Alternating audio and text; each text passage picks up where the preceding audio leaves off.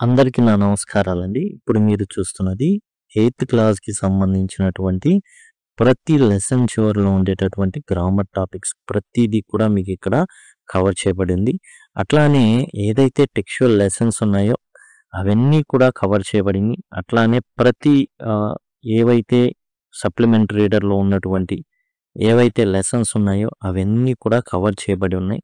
కాబట్టి ఇవన్నీ కూడా మీకేందంటే ఐకార్డ్స్ అండ్ స్క్రీన్స్ డిస్క్రిప్షన్‌లో అవైలబుల్‌గా ఉంటాయి.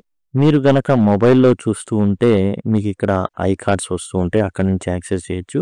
లేదా సింపుల్‌గా మీరు లింక్ అని గనక కామెంట్ సెక్షన్‌లో అడిగినట్లయితే ఖచ్చితంగా నేను మీకు టోటల్ ప్లేలిస్ట్ లింక్స్ అన్నీ కూడా మీకు ప్రొవైడ్ చేయడం అయితే జరుగుతుంది.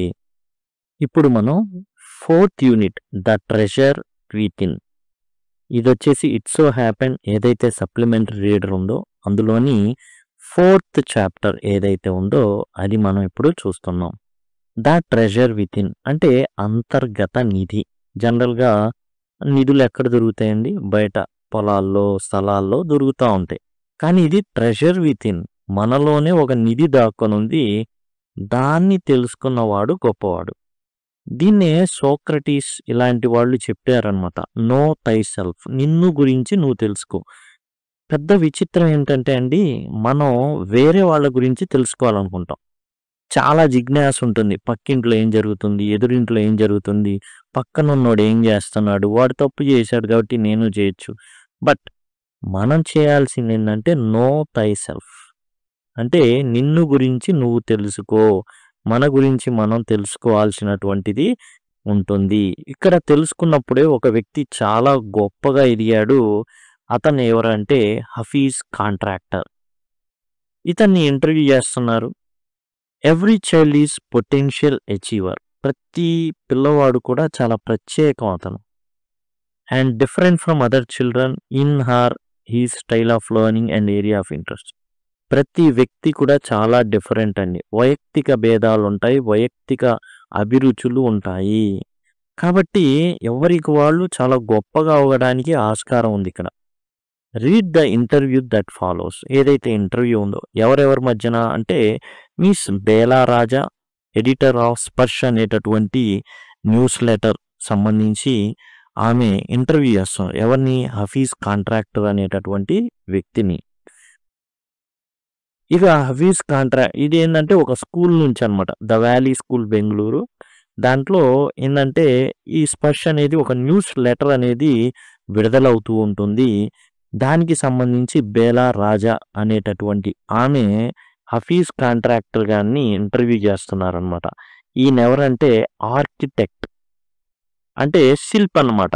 బిల్డింగ్లు డిజైన్లు చేస్తూ ఉంటారనమాట. ఆర్కిటెక్ట్ అంటే బిల్డింగ్ డిజైన్స్ కానివ్వండి, బ్రిడ్జిలు డిజైన్ చేయడం కానివ్వండి, అవన్నీ అన్నమాట. కాబట్టి అసలు ఏంటి, ఎవరు ఇతను, అసలు మరి ఒక స్కూల్ నుంచి వ్యాలీ స్కూల్ బెంగళూరు నుంచి మరి ఈమె మిస్సెస్ బిఆర్ రావడం, ఆమె వచ్చి మిస్ బిఆర్ రావడం, ఆమె వచ్చి ఇంటర్వ్యూ చేస్తున్నారు. ఏ విషయాలు తెలియజేస్తా చూద్దాం.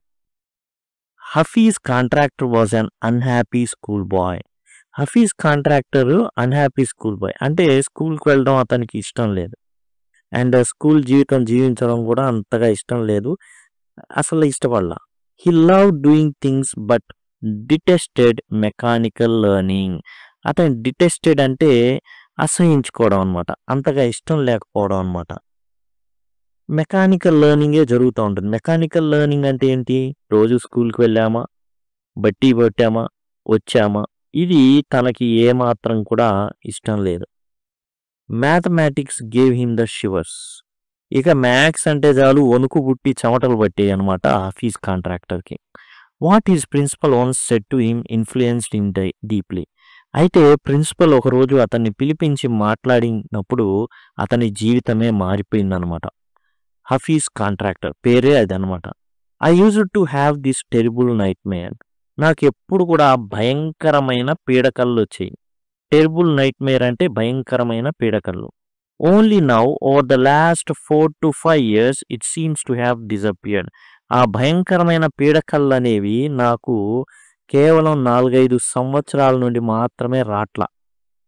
ఇంతకుముందు భయంకరంగా వచ్చాయి. ఇంత పెద్ద వ్యక్తి అయిపోయాడు అయినా భయంకరమైన పీడకళ్ళు అనేవి వస్తున్నాయి.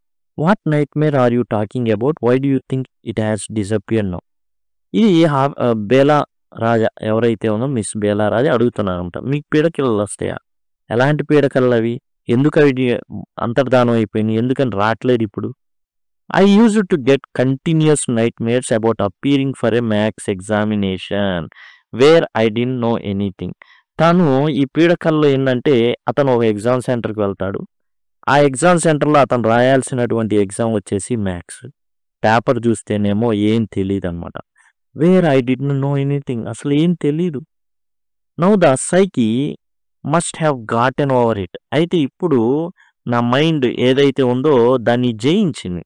I don't have to think about education. చదువు గురించి ఏమి ఇప్పుడే నాకేం అవసరంలా. పుస్తకం పట్టుకొని కాలేజ్కో స్కూల్కి వెళ్ళాల్సిన అవసరంలా. And there is no absolutely no time to get nightmares. అసలు ఇప్పుడు నాకు సమయమే లేదు. పీడకళ్ళకి అసలు సమయమే లేదు. ఆ రోజులు పోయినాయి. ఇప్పుడు అసలు పీడకళ్ళు కానీ అంత టైం కూడా నాకైతే లేదనేసి చెప్పేశాడు అనమాట. బిఆర్ బేలా రాజా ఈ అమ్మాయి అడుగుతున్నాను. Tell us something about your earliest memories in school. మీ స్కూల్ జీవితం గురించి చెప్తారా? ఎందుకంటే ఈమె బెంగళూరు వ్యాలీ స్కూల్ నుంచి వచ్చింది కాబట్టి అక్కడ మరి పిల్లలకి సంబంధించి ఇది జరుగుతుంది ఇంటర్వ్యూ. తన జీవితం, పిల్లల జీవితం ఎలా ఉంది ఏంటనేసి. In the first and second year I was good student.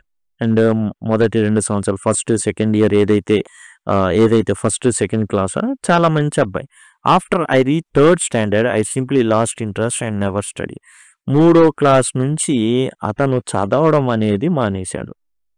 First second class బాగా చదివిన వ్యక్తి చిన్నపిల్లోడిగా 3వ క్లాస్కి వచ్చేసరికి టోటల్గా మానేశాడు చదవడం.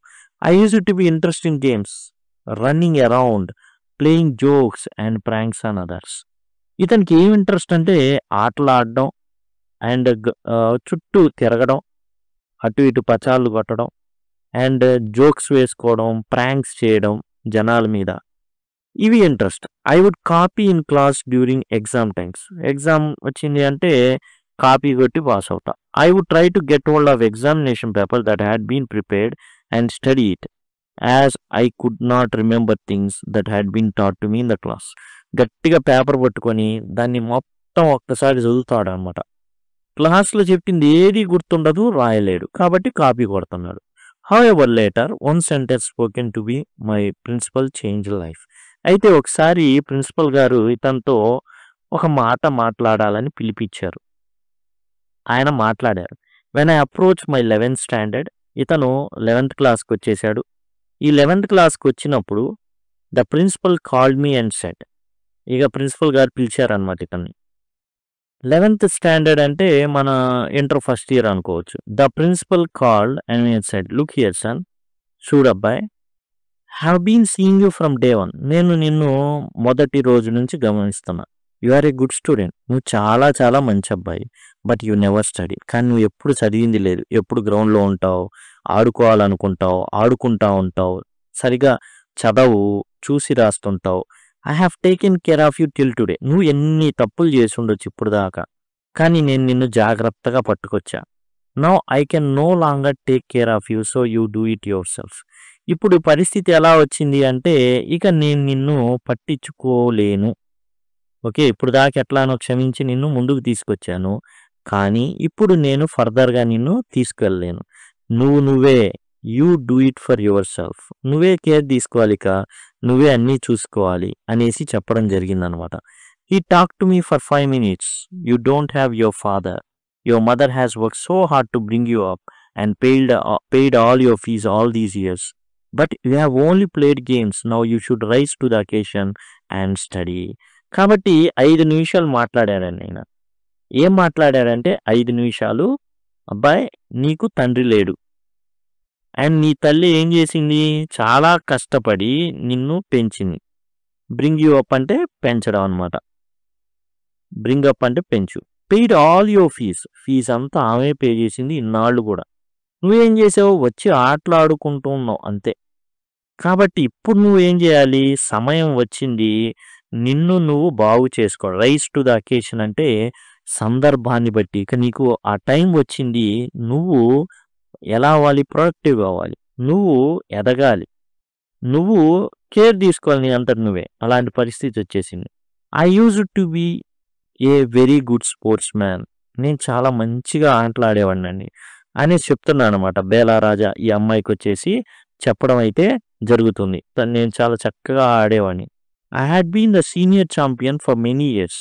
ఇతను సీనియర్ ఛాంపియన్ చానాళ్ళ పాటు ఆ హోదాలో కొనసాగాడు. And I was also the cricket captain. Cricket కెప్టెన్గా కూడా ఉన్నాడు. I used to play every game.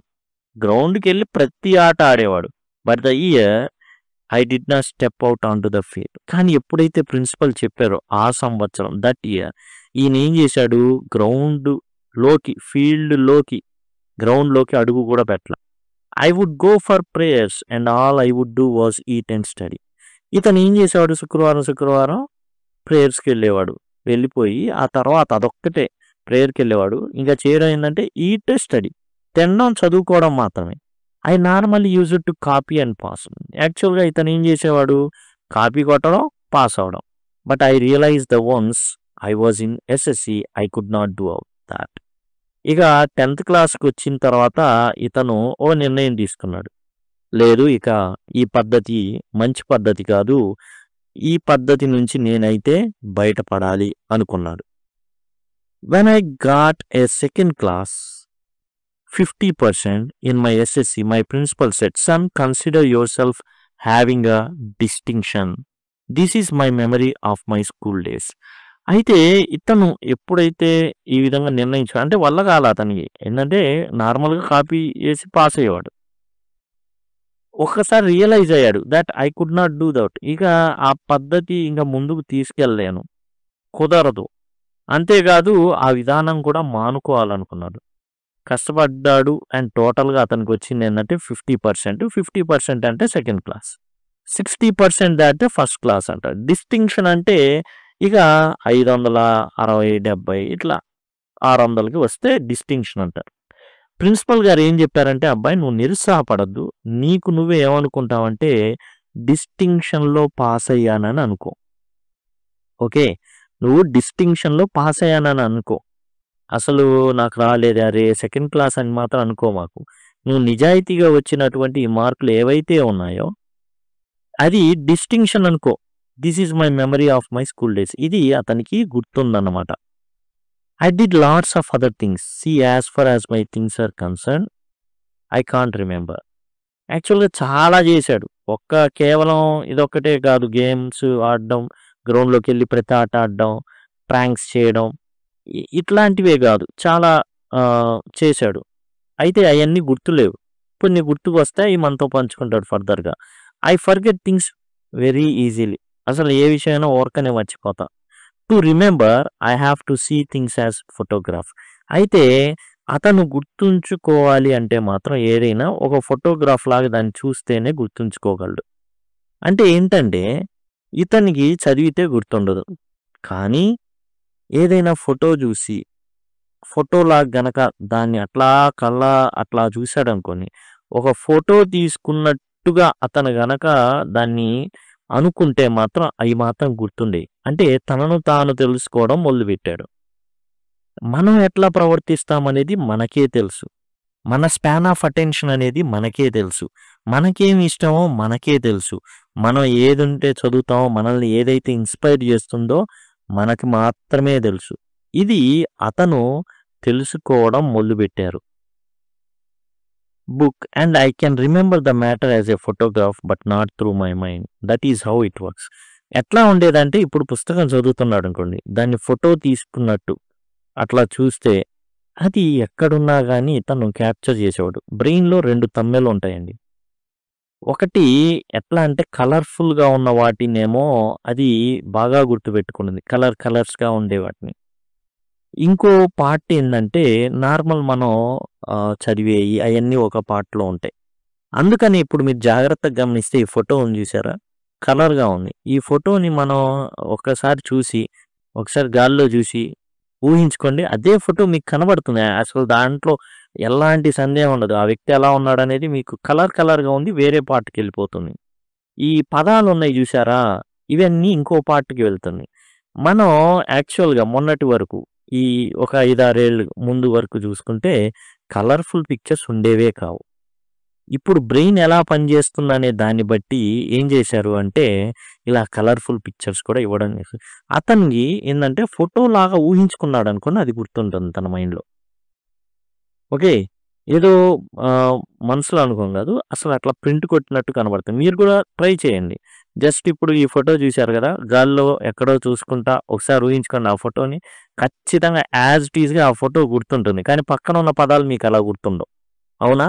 అది ఎందుకు అంటే అండ్ దానికి ఈ కలర్‌ఫుల్ అంతా కూడా కలర్ సెట్టింగ్స్ అంతా కూడా ఒక బ్రెయిన్ పార్ట్ గుర్తుంచుకుంటుంది. అది మన ఖాళీగా ఉంటుంది. అండ్ అందుకనే సినిమాలు వాటితో వీటితో నింపేస్తాం.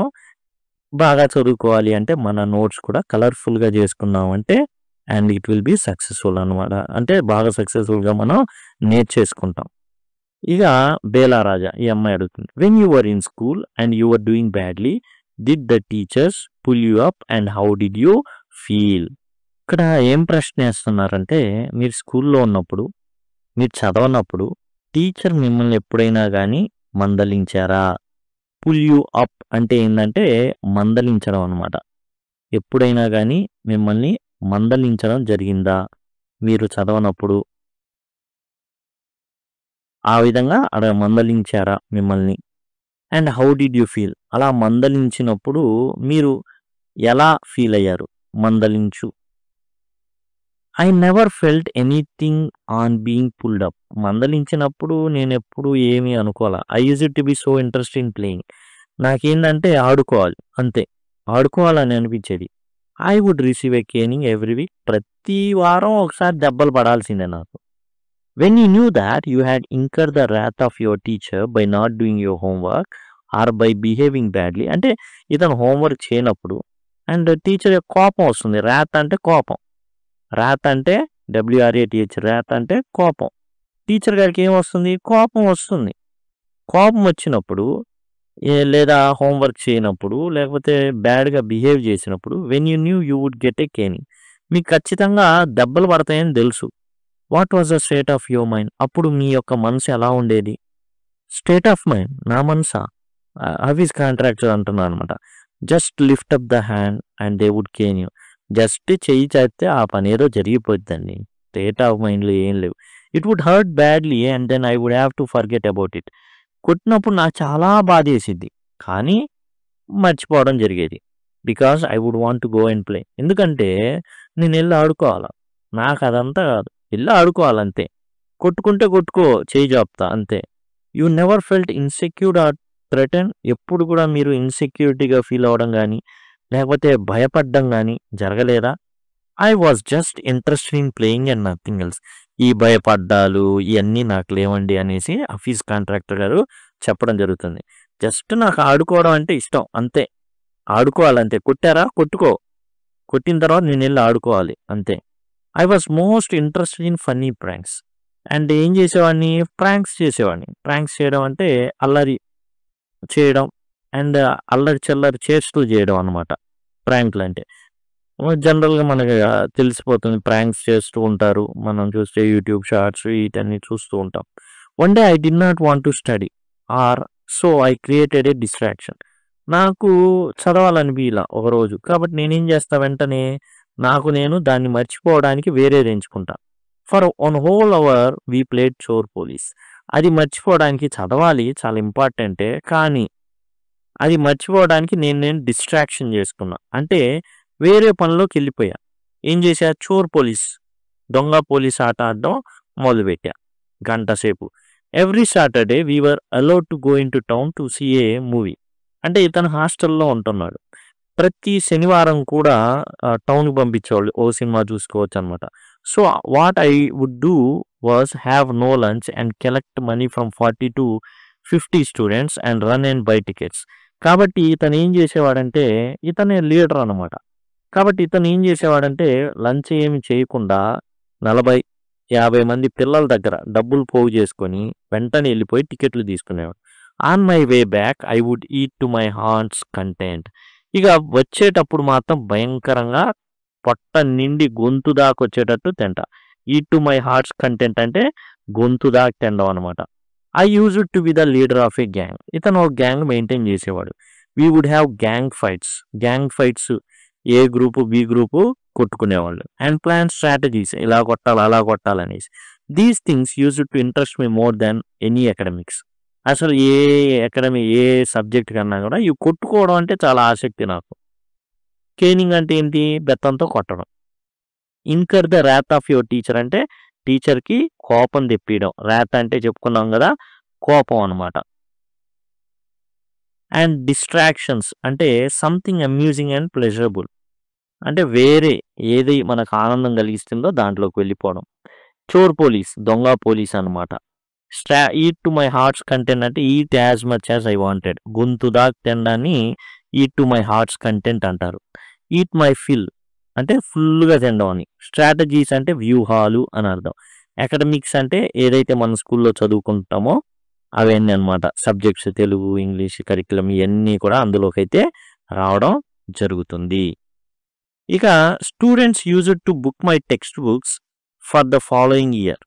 అండ్ నెక్స్ట్ ఇయర్ ఎవరైతే పిల్లలు ఇప్పుడు సపోజ్ అతను 10th చదువుతున్నాడు అనుకోండి, పిల్లలందరూ ముందే బుక్ చేసుకుంటారనమాట ఈయన పుస్తకాలని. ఎందుకు? అంత బాగా చదువుతాడా లైన్లు గీసి అన్ని అర్థాలు రాసి అంటే కాదు. Because they were almost brand new. ఆ పుస్తకాలు ఎలా ఉంటాయి అంటే కొత్త పుస్తకాలు లాగా ఉంటాయి ఆ పుస్తకాలు. I probably open them 1 day before exams. అతను టెక్స్ట్ బుక్స్ ఎప్పుడు పట్టుకుంటాడు అంటే ఎగ్జామ్కి ముందు రోజు మాత్రమే పట్టుకుంటాడు. అందుకని ఆ పుస్తకాలు చాలా కొత్త ఇలాగా ఉండేవి. కాబట్టి మిగతా ఎవరైతే 9th క్లాస్ స్టూడెంట్స్ ఉన్నారో వాళ్ళు 10thకి వెళ్తుంటారు కదా, ఇతని పుస్తకాలు ముందే బుక్ చేశారు, నాకు ఇరా నేను ముందే నీకు డబ్బులు ఇచ్చేస్తా అనేసి. ఈ విధంగా హఫీజ్ కాంట్రాక్టర్ యొక్క బాల్య జీవితం జరిగింది. మరి ఈ హఫీజ్ కాంట్రాక్టర్ ఈ విధంగా చదవలేదు, లేకపోతే ఊరికి ఆడుకుంటా ఉండేవాడు, గ్యాంగ్ వార్స్కి దిగేవాడు, అండ్ కొట్టుకోవడం ఇవన్నీ జరిగాయి. మరి అంత పెద్ద కాంట్రాక్టర్గా అంత పెద్ద ఆర్కిటెక్ట్గా ఎలా మారాడు కాంట్రాక్టర్? హఫీజ్ కాంట్రాక్టర్ ఎలా మారాడండి? ఏం మలుపు తిప్పింది అనేది మనం పార్ట్ 2లో నెక్స్ట్ వీడియోలో అయితే చూద్దాం. అలానే క్వశ్చన్ అండ్ ఆన్సర్స్ కూడా సపరేట్ వీడియోలో చూద్దాం. Thanks allot. సింపుల్గా మీరు ఇలా మొత్తం కావాలి అంటే లింక్ అని కనుక కామెంట్ సెక్షన్లో అడిగినట్లయితే ఖచ్చితంగా మీకైతే టోటల్ ప్లేలిస్ట్ లింక్స్ అనేవి మీకు ప్రొవైడ్ చేయడం జరుగుతుంది. Thanks allot.